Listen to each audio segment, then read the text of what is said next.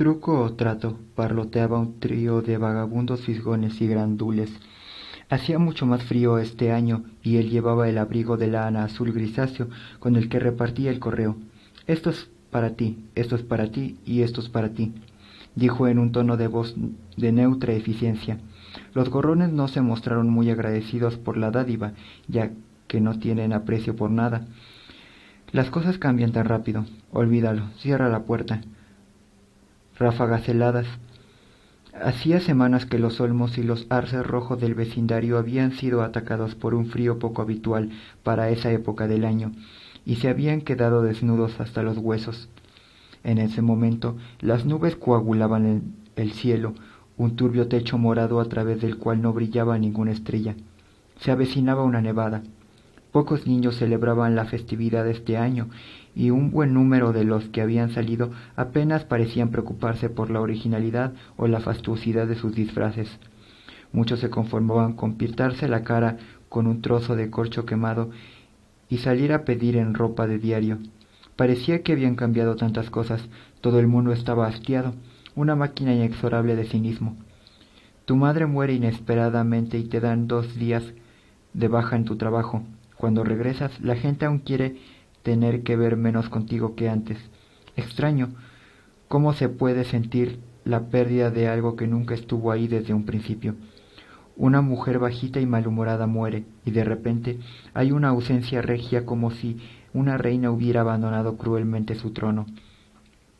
Era la diferencia entre una noche con una sola estrella y otra sin nada más que una asfixiante oscuridad. Pero recuerda aquellos tiempos cuando ella solía, no, nihil nisi bonum, dejad que los muertos, etcétera, etcétera. El padre M. celebró un excelente servicio funerario, y no servía de nada arruinar esa sensación perfecta de irreversibilidad que el cura había logrado transmitir en relación a la fase terrenal de la existencia de su madre. Así que, ¿por qué traerla de nuevo a sus pensamientos? La noche de los muertos, recordó. Ya no quedaban muchos emisarios de los difuntos recorriendo las calles del vecindario. Ya había regresado a la casa los que habían salido en primer lugar. Mejor cerrar hasta el próximo año, pensó. No, espera. Aquí están otra vez. Avanzada la noche como el año anterior. Quítate el abrigo. Un repentino fogonazo de calor. Una vez más, las cálidas estrellas habían regresado, brillando con verdadera luz, como resplandecían esos 2 pequeños puntos en la oscuridad. Su intensidad estelar penetró en él directamente, una brillante tensión. En esos momentos se sentía agradecido por la predominante penumbra de la noche de Halloween en ese año, la cual exacerbaba aún más su presente estado de placer. Que ambos llevaran los mismos disfraces que el año pasado era más de lo que hubiera podido desear. Truco o trato, dijeron desde lejos, repitiendo la invocación cuando el hombre que estaba de pie tras el cristal no respondió y se limitó a permanecer allí mirándolos. Entonces el hombre abrió la puerta de par en par. «Hola, pareja feliz. Qué alegría veros de nuevo. ¿Os acordáis de mí, el cartero?» Los niños intercambiaron miradas y el chico respondió: «Sí, claro». La chica coreó en respuesta con una risita, aumentando el deleite del hombre ante aquella situación. «Bueno, aquí estamos un año más tarde, y vosotros dos aún seguís vestidos y esperando a que comience la boda. ¿O es que acabáis de celebrarla? A este paso no vais a progresar mucho. ¿Y qué pasará el año que viene y el siguiente? Nunca vais a envejecer, ¿me entendéis? Nada cambiará. ¿Os parece bien?» Los niños intentaron asentir mostrando un gesto de comprensión, pero solo lograron unos movimientos y expresiones faciales de educado desconcierto. «Bueno, a mí también me parece bien. Confidencialmente desearía que las cosas hubieran dejado de cambiar para mí hace mucho tiempo. De todas formas, ¿os apetecen unos caramelos?» Los caramelos fueron ofrecidos y los niños dijeron gracias, de la misma forma que lo habían dicho en una docena de otros casos. Pero justo antes de que pudieran seguir su camino, el hombre llamó su atención una vez más. Creo que os vi a los dos jugando en el jardín de vuestra casa un día mientras repartía el correo. Es una casa blanca grande en Pine Court, ¿verdad?» «No», dijo el chico mientras bajaba con cuidado unos escalones del porche para no tropezarse con el vestido. Su hermana ya se había alejado impaciente hasta la acera.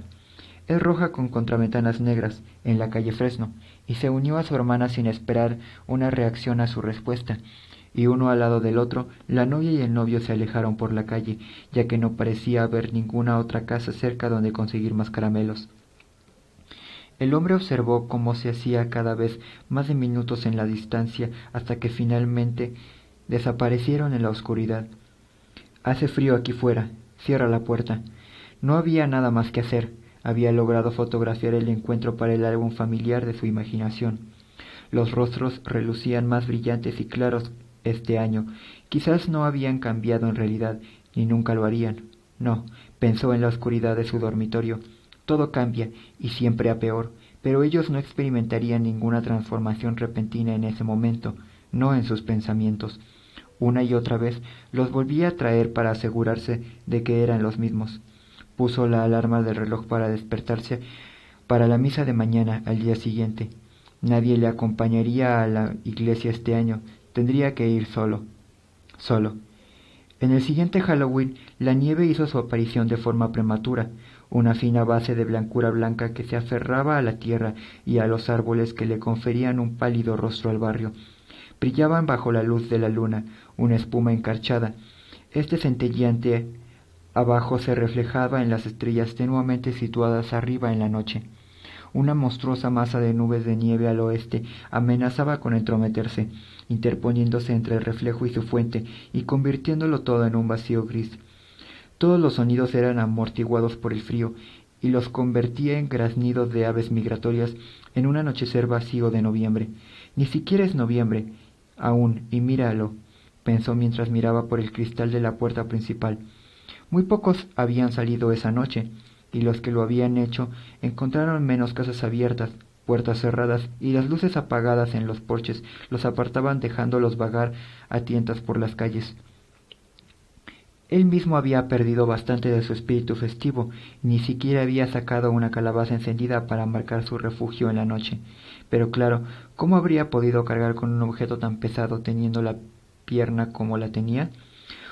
Una buena caída por las escaleras, y comenzó a recibir del gobierno una paga por invalidez, tumbado durante meses en la soledad de su casa. Había rezado por un castigo, y sus plegarias habían sido atendidas. No la propia pierna, que sólo le producía dolor físico e inconveniencias, sino el otro castigo, la soledad. Recordaba a era el modo en que le habían corregido de niño, castigado al sótano, exiliado a la bodega de fría piedra sin el alivio de la luz, a excepción de un haz brumoso que entraba por un polvoriento ventanuco en un rincón. Y en ese rincón se quedaba de pie, tan cerca como podía de la luz. Allí fue cuando una ocasión vio una mosca retorciéndose en una tela de araña. La miró, y finalmente la araña salió para comenzar a darse un banquete con su presa. Él lo observó todo, aturdido por el horror y el asco. Cuando acabó le entraron ganas de hacer algo, y lo hizo. Con el sigilo depredador logró agarrar a la pequeña araña y sacarla de su red. En realidad no le supo a nada, y tan solo notó un cosquilleo momentáneo sobre su lengua reseca. Truco o trato, oyó, y casi se levantó para arrastrarse con su bastón hasta la puerta, pero el lema de Halloween había sido pronunciado en otro lugar en la distancia. ¿Por qué sonó tan cerca durante un instante? Ecos de la imaginación, increciendo, donde lejos es cerca, arriba es abajo, dolor es placer. Quizás debería cerrar ya por hoy. Pareciera haber tan solo unos pocos niños celebrando la fiesta este año. Solo los rezagados más desganados seguían por las calles a estas alturas. Bueno, en ese momento apareció uno. Truco o trato, dijo una suave y débil voz de niña. De pie al otro lado de la puerta había una bruja ricamente ataviada con un abrigado chal negro y guantes negros, además del vestido negro. Sostenía una vieja escoba en una mano y una bolsa en la otra. Tendrás que esperar un minuto, dijo a él a través de la puerta, mientras se esforzaba por levantarse del sofá con la ayuda del bastón. Dolor. Bien, bien. Recogió una bolsa llena de caramelos de encima de la mesita de café, y estaba dispuesto a ofrecerle todo su contenido a la pequeña damisela de negro. Pero entonces reconocí quién era tras el maquillaje de color amarillo cadáver. Cuidado, no sería conveniente hacer nada extraño. Finge que no sabes quién es, y no digas nada sobre las casas rojas y contraventanas negras, ni una palabra sobre la calle Fresno. Para empeorar aún más las cosas, divisó la silueta de uno de los padres de pie en la acera, garantizando la seguridad del último hijo vivo, pensó. Pero quizá tenían otros, aunque él solo había visto al hermano y la hermana. Cuidado, finge que no te resulta familiar. Después de todo, lleva un disfraz distinto al que habían llevado los últimos 2 años. Sobre todo, no digas ni una sola palabra sobre ya sabes quién. ¿Y qué le ocurriría si preguntase inconscientemente dónde estaba su hermano pequeño este año? Le diría ella, lo mataron, o quizás está muerto, o quizás solo se ha ido, dependiendo de cómo hubieran afrontado sus padres todo el asunto. Con suerte, no tendría que enterarse. Abrió la puerta solo lo suficiente para entregar los dulces y con voz melliflua dijo: «Aquí tienes, mi pequeña bruja». Esta última parte se le escapó sin pretenderlo. «Gracias», respondió ella entre dientes, entre miles de dientes de miedo y experiencia. Eso le pareció a él. La niña dio media vuelta y mientras descendía los escalones del porche, su escoba iba golpeando cada escalón a sus espaldas, una vieja escoba desgastada e inservible, perfecta para las brujas, y la clase de escoba perfecta para mantener a un niño a raya. La antiguaya fea apoyada en una esquina, un utensilio de disciplina siempre a mano, siempre a la vista del niño hasta que el objeto se transformaba en una imagen de pesadilla, la escoba de la madre. Una vez que la niña y su madre se hubieron perdido de vista, cerró la puerta al mundo, y tras haber sobrevivido al tenso episodio, se sintió realmente agradecido por una soledad que hacía tan solo unos minutos tanto había temido. Oscuridad, cama, pero no podía dormir, y mucho menos soñar. Terrores hipnóticos se instalaron en su mente, una sucesión grotesca de imágenes parecidas a escabrosas viñetas de viejos tebeos. Rostros imposiblemente distorsionados, pintados en colores chillones, brincaban ante su ojo mental, totalmente fuera de su control. Estos iban acompañados de una serie de ruidos de feria que parecían emanar de alguna zona situada en su cerebro y el dormitorio iluminado por la luna que lo envolvía. Un zumbido de voces entre excitadas y aterradas llenaba el fondo de su imaginación, interrumpidas por gritos hipernítidos que utilizaban su nombre como una excusa para producir ruido. Era una versión abstracta de la voz de su madre, aunque en esos momentos carecía de cualquier casualidad sensual que pudiera identificarla como tal, permaneciendo tan solo como una idea pura. La voz pronunciaba su nombre desde una habitación lejana de su memoria. «Samuel», gritaba con una terrible urgencia de oscuro origen. Entonces, de repente, «truco o trato». Las palabras resonaban, cambiando de significado, mientras se desvanecían en el silencio. «Truco o trato por la calle.